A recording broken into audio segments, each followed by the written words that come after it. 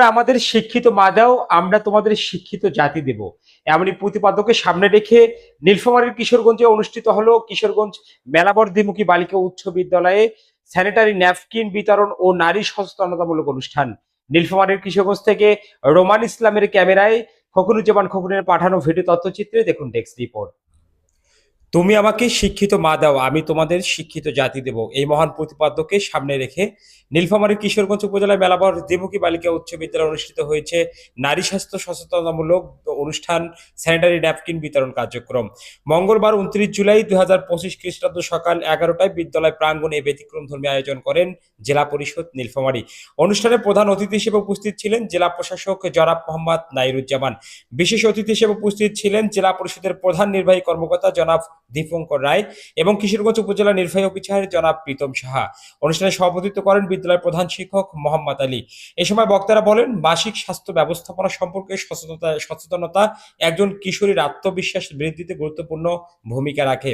আরও একটি সুস্থ ও সচেতন কিশোরী ভবিষ্যৎ জাতি গঠনের অন্যতম ভিত হয়ে ওঠে বলেও তুলে ধরেন তারা।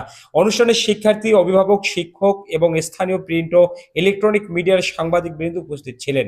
অনুষ্ঠানের শেষ অংশে ছাত্রীদের মাঝে বিনামূল্যে স্যানিটারি ন্যাপকিন এবং সচেতনতামূলক লিফলেট বিতরণ করা হয়। পাশাপাশি বৃক্ষরোপণ কর্মসূচির অংশ হিসেবে অতিথিরা বিদ্যালয় চত্বরে 3টি বৃক্ষের চারা রোপণ করেন। সব মিলিয়ে পুরো অনুষ্ঠানটি ছিল সচেতনতামূলক, মানবিক ও পরিবেশ বান্ধব একটি দৃষ্টান্ত।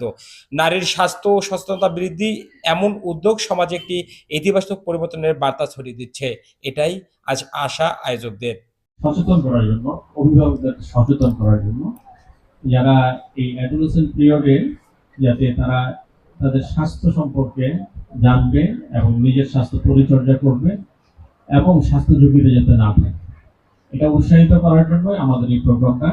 আমার পূর্ববর্তী বক্তা ডিটেল বলেছে, আমরা চাই এই স্বাভাবিক প্রক্রিয়াটা সবাই স্বাভাবিকভাবে নিবে এবং সবার সাথে এই বিষয়গুলো তার বান্ধবীদের সাথে, মায়ের সাথে, ইভেন বাবার সাথে অথবা তার গার্ডিয়ানের সাথে যাতে সুন্দরভাবে আলাপ করবে, যে কোনো ইয়েতে এটা করবে।